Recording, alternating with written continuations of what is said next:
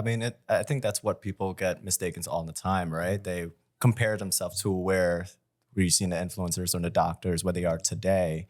Where, for example, for you, it started off with being that environment or having that motivation. And you start seeing the changes that's going on in your life, whether that's the diet or that's your physical body just changing. And then you start having rules and the non-negotiable. And I think Mhm. that's what people mistakes a lot Yeah. because like, oh, he's six pack and he's running, 100 miles or he's doing this super strict plant-based diet, but Mhm.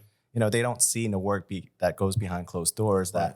that, it started off with me not doing a sit up, then me playing football, then me cutting out like the fats, the processed things. And Mhm. that's where you are today. Yep.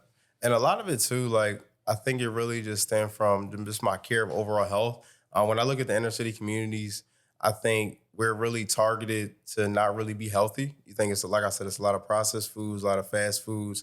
And so eating healthy for me is a source of empowerment. I feel like it's a source of just self-love and be like, you know what, I care about myself so much that I'm not going to eat these foods that's going to increase my cholesterol or raise my triglyceride levels in my blood, which are going to lead to type 2 diabetes or being overweight or being obese.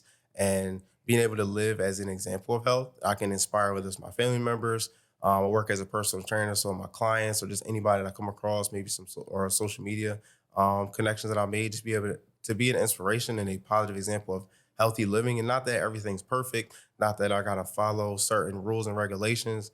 That just inspire people. You know what? Create your version of a healthy diet or a healthy plant-based lifestyle, as I like to call it, and make it your own and stick with those standards. And that's how you have a successful, healthy lifestyle as opposed to like something that's restrictive or you're following someone else's way of living that's not truly authentic to your Yeah. own. Well, it seems like you got into an environment where it promotes the healthy living, Hmm. right?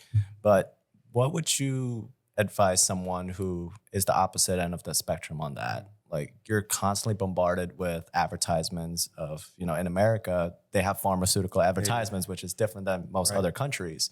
What do you see that? And then you get these pills that, the fat loss pills, or you see McDonald's at every corner of the street. Like, what would you advise someone who's probably want to get into a certain diet or in a physical shape of some sort? Maybe, cut out fat or lose weight. What would you advise someone to not get tempted on these temptations Yeah, I all got you. around the city lifestyle? I think the biggest thing is just knowing your why.